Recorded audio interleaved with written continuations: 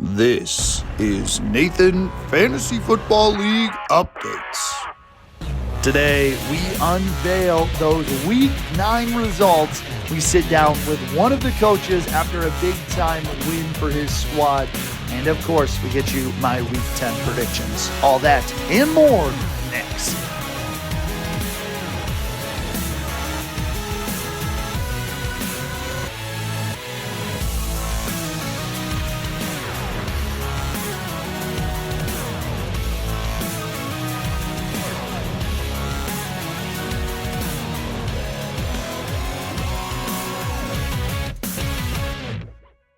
Nathan, Fantasy Football League updates. Boy, have things changed. Week 9 is in the books and the league has been flipped upside down. Let's get you those Week 9 results and Week 10 predictions. We're going to waste no time because we got a lot to get through this episode, and we've got another interview with a new head coach this time. So we'll talk to him later on, but first let's find out what went wrong this week. I went 2-3, my first negative week predicting, and what went wrong? Well, it started in the game of the week when the Bowling Green Cave Shrimp upset and took down the Michigan Avengers 122-111. This one was really close. It came down to Monday Night Football, but the Bowling Green Cave Shrimp have now won 5. That's right, 5 games in a row since becoming 1-3. So the Avengers fall to 5-4. And this one, you look at it for the Avengers, we'll start Aaron Rodgers, 20 fantasy points, 10 from Breece Hall, 14 from Jahmyr Gibbs. Everybody else was so disappointing. Jalen Waddle, DJ Moore, Mark Andrews, Nick Chubb. Big miss off the bench was Drake May with 15. But even then, your quarterback showed up because Patrick Mahomes had 24. On the other side of things, well, the star of the show was Garrett Wilson. It was all not Packers, but Jets players getting it done this week on this game. Josh Jacobs got you 12 from Dak Prescott, but he's hitting the IR. 18 from Kareem Hunt to get it done this week, and 12 from Trey McBride, and 11 from Khalil Shakir. Big miss off the bench, Tyler Lockett with 15. But this one, surprisingly, Joe Flacco, Jonathan Taylor, this one was supposed to be a blowout. By Sunday Night Football, it was Jonathan Taylor and Joe Flacco and Ryan Wright to play for the Cave Shrimp. And none of them scored well. Wright even got 1 as a punter, 8 from Jonathan Taylor, and 3 from Joe Flacco. And that left the door open for Patrick Mahomes to finally go over 20 fantasy points. And it came down to the game going to overtime. It was getting close. Patrick Mahomes was within 3. Kareem Hunt gets into the end zone to put this one out of reach. Cave Shrimp get a big-time win, as now they find themselves one of the top teams in the league after starting at the bottom. So congrats to the Cave Shrimp, who continue to be the hottest team in the league. The Avengers slipping to 5-4. We'll see if they can right the ship. They've had some injuries, some miscues. Let's see what the next results are. And we go from low-scoring game to high-scoring game. An upset alert again. A 192-188 victory for the Grand Rapids Groundhogs over the Ithaca Iguanas. That's right. Either of these teams would have beaten anybody else. The Groundhogs tie for the most points scored in the league in a game in 192, and the Iguanas would have beaten anybody else with 188. So tragic week for both of them. The Groundhogs have won 2 straight. They're now 3-6. Iguanas 5-4. Looking at the Groundhogs, big day from Jaden Daniels and Sam Darnold. Monster 32-point game from Devon Achane. 21 from Cooper Kupp, who the Groundhogs say they're unbeaten when he plays healthy, which is true. 22 from Travis Kelce and 22 from Ramondre Stevenson, along with 19 from Darnell Mooney. Cedric Tillman, the big miss off the bench with 19. On the other side, for the Iguanas, monster day for everybody. 29 from Hurts and 29 from Burrow. He got 27 from Alvin Kamara, 16 from CeeDee Lamb, 21 from Cade Otton, and 15 from Brock Bowers. Big miss off the bench, 21 from Rico Dowdle. Would have done it in this one. 17 from Tua. Wouldn't have been better than what you played. So the big miss off the bench, Rico Dowdle trying to find a way into this packed lineup, probably instead of David Montgomery. But a excruciating upset loss for the Ithaca Iguanas. Travis. So we move on to matchup number 3, another big scoring game and another upset alert. It was a 162 to 123 thrashing for the Guantanamo Bay Flying Squirrels, who improved to 2-7, and the Brisbane Bay Bandicoots have lost 3 in a row. They are 5-4, and they had a lot go wrong. Kyler Murray only scored 4. Geno Smith, though, bright spot with 22. 21 for Bijan Robinson. Kyron Williams didn't get in the end zone, only got you 10, and 14 from DeAndre Swift. Big miss off the bench, 22 from Devontae Adams, and the top scorer of the week, 37 from Jackson Smith and Jigba. Jacoby Myers added 18, Austin Eckler 17. Some big scores left on the bench. Could have kept this one close, but things went well for the Flying Squirrels this week. 19 for Herbert, 24 for Dobbins, 18 for Amon-Ra, 29 from Zay Flowers, 11 from McConkey, Bengals, and Tucker. So some big scores this week. And the Guantanamo Bay Flying Squirrels get an upset victory over the Brisbane Bay Bandicoots. Matchup number 4, Bunnies, Zestmeisters. All Bunnies in this one. They win at 141 to 123. They improved to 6-3. Zestmeisters fall to 4-5. Matt Stafford was the big point this week, 17 points, and then 26 from Derrick Henry, 18 from Tony Pollard, and 19 from the Chargers defense. Big miss off the bench, Trevor Lawrence with 19 fantasy points, and Jaden Reed with 16. And technically, Hunter Henry with 12 would have been better than Sam Laporta's 4.8. Boy, has he been disappointing. On the other side, things for the Zestmeisters, 23 from Lamar, 17 from Kirk, 21 from Chuba Hubbard, only 2 from Olave, and 6 from Romeo Doubs, 23 from Cortland Sutton, and no big misses off the bench. Everybody else was on bye, or Keenan Allen scored 7. So that brings us to our final matchup. And the Rocky River Rough Riders take down the Empire Strikes Back, and they improve to 6-3, while the Empire falls to 3-6, a 147 to 123 victory for them.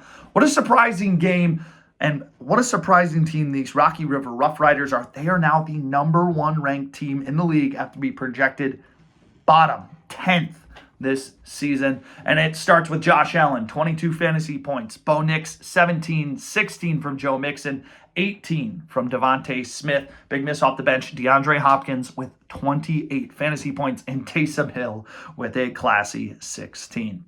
For the Empire Strikes Back, not a lot of help from Jared Goff, only 9, but 18 from Baker Mayfield, 32 from Saquon Barkley, who continues to be great. Started Brian Robinson Jr., who did not play due to an injury, so a big miscue for the Empire. Justin Jefferson gets you 21. Puka Nacua gets ejected for throwing punches. He gets a nice round 2. And big miss off the bench, Tank Dell 18 and 15 from Romy Odunze. So that takes you through our first 5 matchups. But at this time, let's get you a coach's interview. We had a press conference after another big win for the preseason number 10 team and now current leader in the clubhouse, the number 1 team in the league, the Rocky River Rough Riders. We had a chance to sit in on his press conference after a big win for him over the Empire. Let's take a look how his team's been able to accomplish this big of a feat this early on. Here it is. Coach, thanks for joining us here today. Just a couple questions for you. Thanks for having me. You guys were pulled last to start the preseason. You guys are now first in the league. How does that feel? What's let you guys get to this point? Being pulled last in the preseason definitely took an effect on our guys. We felt that we're definitely more capable than what we may have been initially valued at. And, that's been a chip on our shoulder. This team's founded on grit, finding ways to win when the going gets tough, and really just being that team that grits out those close, tight-knit victories. And that's really been our whole thing this season is, getting those tight victories and, making some big jumps within the rankings and the polls. Being first place, that's obviously great. And we want to be the wall that everyone else has to run through. Honestly, we're looking to make the playoffs. So moving on to next week, we got some tough teams coming up here on the schedule. But like I said, this team founded on grit. We're looking to take kneecaps and keep moving forward. Some of the things that kind of got us there, though, are, just being able to play hard and, those getting out those close victories, playing good defense, pulling good matchups, playing to just what we need to play, as we know we're not that flashy team. You guys have scored the lowest points in the league, but are still finding ways to get it done. What's helped you guys defensively? Like I said previously, we're not a flashy team, guys. We're not. We're a team founded on grit. We're a team founded on finding ways to win when the going gets tough. Um, Scoring a lot of points isn't the name of the game. Defense wins championships at the end of the year, and it's what we're taking on. Obviously, we're in first place now as a result of that, and I don't plan to change it at all. Um, Defensively, we played for the right matchups. Keep the other team low scoring, um, score enough to win the game, and that's really what it takes. It doesn't matter the amount of points you put up during the game, or your yards during the game, or your stats during the game. It matters the outcome of the victory, which doesn't have any effect really. Just gets our seeding and gets us into the playoffs. So as long as we get into the playoffs, that's when the show really starts, and everyone's 0-0 when we go to the playoffs. So. You guys early on go out and trade for Joe Mixon, and ever since he's returned from injury, he's been your guys' most consistent scorer. How much does he mean to this squad? Trading for Joe Mixon was definitely the right move here by this team. We needed a running back. Our running back core was quite lacking and still is kind of lacking to a certain extent. But Joe Mixon's just been solid. We had a few rough weeks there where he's fighting off that last little bit of injury. But since then, we've made the right moves, and he's been a real important part of this team. He's really been the foundation as far as our skill players go, constantly putting up those desired amount of points. And giving up Jamar was obviously a rough point. He's had a few very large games, but overall, Mixon has definitely been more valuable to this team, and we've been able to find ways to replace Chase a little bit. I don't think we would have the same luck or same performances we've had so far if it wasn't for Mixon, especially in the recent weeks. Getting some of those victories that we may have been, not picked to win, but the fight from Mixon and the other guys on the team have really showed out, and have got us to where we need to be. Final question. You guys take on the Flying Squirrels this week, who are last in the league, but are coming off a huge upset victory. How do you guys stop them this week and look to shut down any sense of an upset? We're looking, obviously, to stop the upset. Being in first place, we want to try to keep this momentum. If we can win out here, there's no chance anyone can catch us. But Flying Squirrels are a great team. I think some of their players definitely played above their ceiling this past week. So, we're hoping to keep them below that ceiling and hoping for good performances. I like some of the matchups we have. I like some of the players we have been putting in here. Right as of now, I have DeAndre Hopkins in the starting lineup. He really put on a good show with the Chiefs this week, and I think as he continues to learn that playbook, Mahomes is going to lean on him quite more to be that consistent veteran wide receiver, and I think he could put up some good points, and then obviously just the rest of our guys putting up good games is what we need. There is a running back battle right now for who will start between White and Williams, but we'll take that, and we definitely have some talks in the works right now, and we're looking to make some trades to potentially pick up another running back or wide receiver as we start to get here towards the end of the stretch of the season, and I look forward to really seeing what we can have.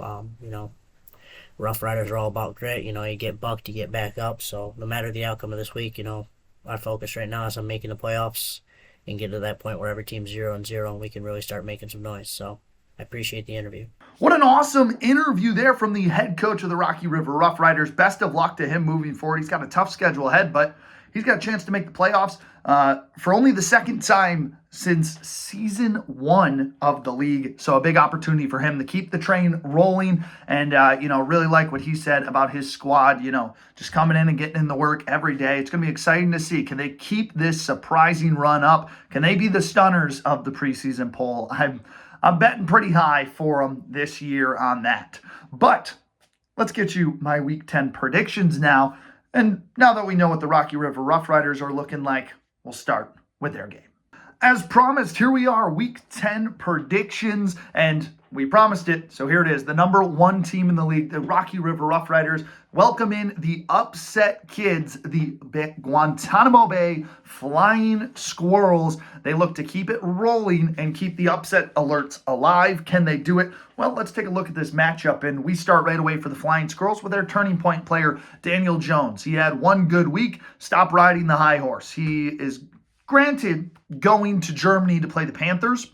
I still don't think he's any good. He'll find a way to be terrible against the Panthers. So I'm not feeling high on Daniel Jones this week, but I am feeling good about Justin Herbert, who's finally found that groove with Harbaugh throwing the football. I like St. Brown this week, and I like Chase Brown this week. He is now the lone back. Well, they traded for Khalil Herbert, but I think Chase Brown's still the guy. I think a 20-plus point week for him and a big week for Amon-Ra St. Brown. On the other side, for the Rocky River Rough Riders, Josh Allen continues to be consistent. Bo Nix, how does he do against the Chiefs defense? I don't really know. Not feeling great about it, though. Joe Mixon, point of excellence. Talked about it in his presser. He's been a great piece for them. I think he stays consistent. Good week from him. I think London and Smith stay consistent, and your turning point player, DeAndre Hopkins, monster week last week for the Chiefs. He's starting to figure it out there in Kansas City. They've desperately needed a wide receiver since all of these injuries. They do have Xavier Worthy and Travis Kelce, but DeAndre Hopkins is, looking like his old self. Let's see what he can do this week. So, this matchup, a fun one, but in a 10-plus point spread. Give me the Rocky River Rough Riders to keep cruising and stay atop the league. No back-to-back upsets for the Guantanamo Bay Flying Squirrels. The Rocky River Rough Riders, they'll keep their coach happy, and he'll get another big win this week. Matchup number 2, we go to the other side of things, to another top team taking on another bottom team. Well, it's the Cave Shrimp welcoming in the Grand Rapids Groundhogs for the second time through. Last time it was a close-knit win in week 2 for the Cave Shrimp. They are looking to continue their winning ways as the winningest in a row team, now tying that record set by the Bandicoots. And they're looking for it. They get their quarterbacks back, Brock Purdy and Russell Wilson. Both of them play pretty well. I think Jonathan Taylor has a bounce-back game against the Buffalo Bills. And I think Garrett Wilson and Deebo Samuel play pretty well. My turning point player, Tyron Tracy Jr., the running back for the New York Jets. He's coming off a rough game, I'd say, for his standard, under 10 points. But once again, they didn't really get him the ball in the pass game. The Giants are terrible, but they are playing the worst rushing defense and the worst team in the league in the Carolina Panthers. So I think he's due for a big week this week. On the other side of things, the Groundhogs, I think a big offensive week is coming. They've won 2 in a row. They're heating up. They've scored a lot of points. I think they keep it going. Daniel Jones, Sam Darnold, big week. Achane, I think Cook is going to go above 20 points this week. Cooper Kupp above 20 this week if Puka doesn't get ejected. Turning point player, Darnell Mooney. He's been really good recently, but he's had those spurts where he's hot and then he's cold. I think he's going to hit that cold week this week. He might be a little disappointing, but I think you get a good output from Kelce and a good output from Stevenson. I think this is going to be a tough Groundhogs team down the stretch. They're getting guys healthy. The wheels are turning. They're getting 20-plus point weeks from, it feels like, most of their team. So, in a 10-plus point spread, I'm taking the Grand Rapids Groundhogs to get their revenge on the Cave Shrimp, end the winning streak, continue to be the upset team, and could they be a team that finds themselves going from 0 to hero late in this fantasy football run? And is it Cooper Kupp's magic? Anytime he plays a full game, the Groundhogs have won. Let's see if that stands true against the Cave Shrimp. It's going to be a tough game, but give me the Groundhogs to pull off the upset. Matchup number 3 should be another good one as the Iguanas look to get back on track after a heartbreaking, big scoring game and a loss to those Groundhogs. Well, they welcome in the Empire Strikes Back for what should be a fun matchup. I think for the Iguanas side of things, Jalen Hurts has a big game. They get a good game from Joe Burrow and a tough contest versus the Ravens. Montgomery and Kamara have big weeks, and your turning point player, CeeDee Lamb. Reason he's your turning point player? Well, fire up chips because Cooper Rush is going to be the starting quarterback for the Dallas Cowboys for the foreseeable next couple of games. Can he get CeeDee Lamb involved as much as Dak did? That's why he's your turning point player. I don't know if he can week 1. Week 1 of him starting. I think they need a little bit more collaboration together to get the wheels turning. Tyreek Hill, I think, finally gets in the end zone since week 1. And Cade Otton has another big game. On the other side for the Empire, not a great game for Goff, but a good game for Baker. Saquon Barkley continues to go over 20. Jay Jettis goes over 20. Brian Robinson Jr. should be back and playing well, finding his way to the end zone. Puka Nacua, as long as he's not throwing punches still, has a good game. And how about your turning point player, Josh Downs? Joe Flacco in. He likes to get Josh Downs the ball over Michael Pittman and some of those other guys in that wide receiver room. Josh Downs, a big game as your turning point player. So, fun matchup here for matchup number 3. In a 5-point spread, though, Give me the Iguanas to get back on track. They're upset. They're angry from last week, and we know they're going to get it right. And I think the Empire are going to have their playoff hopes pretty much crushed with this loss. They need this win, it feels like, this week with the season almost getting done here. So give me the Iguanas, though, to pull off a big win over the Empire. So we go to matchup number 4, a fun one in store. Two teams that were really started the season strong and have since really hit that bottom down route. It's the Zestmeisters welcoming the Michigan Avengers, two teams that desperately need a win to get them back on track, and should be a fun one for the Zestmeisters. More right going than wrong compared to the Avengers. I mean, Lamar Jackson, Kirk Cousins has a big game, but the turning point players are the injury reserve guys. Welcome back Christian McCaffrey, who's set to play this week, and Nico Collins. I think Christian McCaffrey will be a little limited this week, so I don't love him getting a lot of production and a lot of fantasy points this week, but happy to have him back for the Zestmeisters, and Nico Collins will instantly step in back into that wide receiver position, one with no Diggs. Chuba Hubbard has a big week against the sucky New York Giants, and George Kittle and Cortland Sutton have some pretty good games as well. On the other side, for the Avengers, they're going to get more injuries, but I think Patrick Mahomes starting to trend up, another 20-plus point game. Aaron Rodgers starting to get it figured out. He has a big game, your turning point player. Breece Hall, he's way too spotty for me. He's up, he's down, he's hot, he's cold. Another cold week for him. When Aaron Rodgers is on, Breece Hall is not. That's how I've been able to determine that. Gibbs has a good week, bad week for Waddles. Andrews another bad week. And Deontay Johnson, his debut with the Ravens, goes pretty well. So in a 10-plus point spread, though, give me the Zestmeisters to take down the Avengers. The Avengers struggling down the stretch. Zestmeisters, can they make that final playoff push? Things are heating up with a lot of teams. It's going to be so interesting to see how these playoffs shape out. So we're through 4. Let's get you matchup number 5. The game of the week, Bandicoots, Bunnies. Should be a fun one.